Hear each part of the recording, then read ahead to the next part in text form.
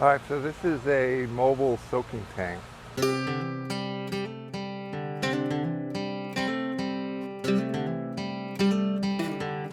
It's really nice because, I like everything to be moved around, and you have tables that can move around.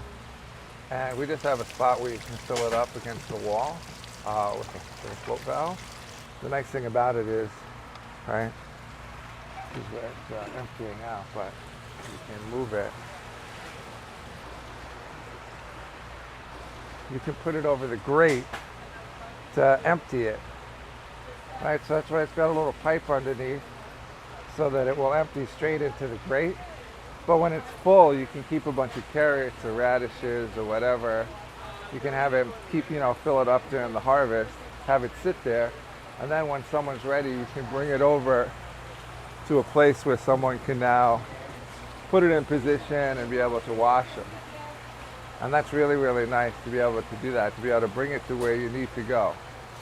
Right? We just use one of these to stop it up. Really great addition to the wash station.